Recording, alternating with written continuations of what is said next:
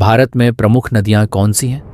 भारत एक ऐसा देश है जिसमें नदियों का विविध नेटवर्क है, जो इसकी जैव विविधता और अर्थव्यवस्था में महत्वपूर्ण भूमिका निभाती हैं। देश में 7 प्रमुख नदियाँ हैं और उनकी अनेक सहायक नदियाँ जो विभिन्न राज्यों में बहती हैं। गंगा, जिसे हिंदुओं द्वारा पवित्र माना जाता है, भारत की सबसे लंबी नदी है। ये उत्तराखंड के गंगोत्री हिमनद से उगती है और उत्तर प्रदेश और पश्चिम बंगाल सहित कई राज्यों से होकर बहती है और अंततः बंगाल की खाड़ी में मिलती है। ब्रह्मपुत्र नदी तिब्बत के अंगसी हिमनद से उगती है और असम और बांग्लादेश से होकर बहती है। ये मानसून के दौरान अत्यधिक बाढ़ के लिए जानी जाती है। यमुना गंगा की प्रमुख सहायक नदी हिमाचल प्रदेश, उत्तराखंड, उत्तर प्रदेश और हरियाणा सहित विभिन्न राज्यों में बहती है।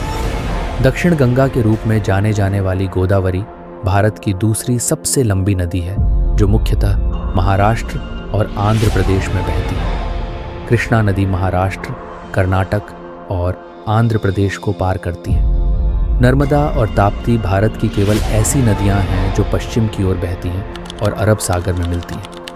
नर्मदा में भेड़ाघाट के मार्बल रॉक्स हैं, जहां यह एक गहरे घाटी से होकर बहती है, एक सुंदर दृश्य बनाती है। कावेरी नदी कर्नाटक और तमिलनाडु के पार बहती है और इसके व्यापक बांध और सिंचाई नहरों के नेटवर्क के लिए महत्वपूर्ण है।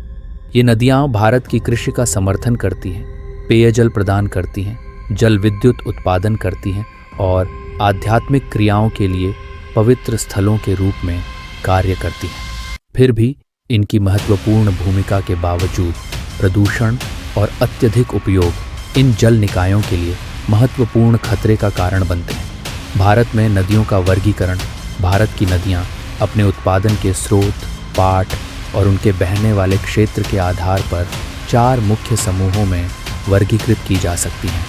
हिमालयी नदियाँ ये नदियाँ हिमालयी पर्वत श्रृंग से उत्पन्न होती हैं। इनमें लगातार प्रवाह होता है, जो वर्षा और पिघलते हुए बर्फ द्वारा प्राप्त होता है। प्रमुख हिमालयी नदियों में सिंधु, गंगा और ब्रह्मपुत्र शामिल हैं। प्रत्येक नदी के पास विशाल नाली तंत्र होता है और कई महत्वपूर्ण सहायक नदियाँ होती हैं। प्रायद्वीपीय नदियाँ भारतीय प्रायद्वीपिक नियमित वर्षा पर निर्भर करती हैं। ये नदियाँ मुख्य रूप से देक्कन में स्थित उच्च पठार से उद्गमित होती हैं। प्रमुख प्रायद्वीपीय नदियों में गोदावरी, कृष्णा, कावेरी, तापी और नर्मदा शामिल हैं।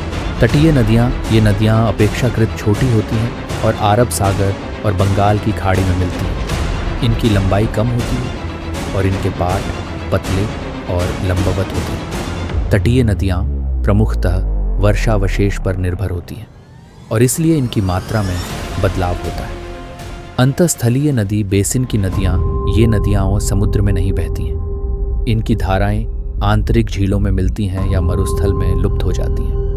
भारत में अंतःस्थलीय जलाशय का मुख्य क्षेत्र राजस्थान है, जहाँ लूनी, रूपेण और सूकरी जैसी नदियाँ बहती हैं। क्या आप जानते हैं नर्मदा भारत की सबसे पुरानी नदी प्रणाली है।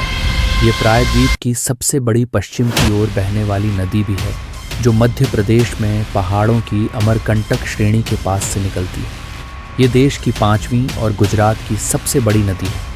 ये मध्य प्रदेश, महाराष्ट्र और गुजरात से होकर गुजरती है और कैम्बे की खाड़ी से मिलती है।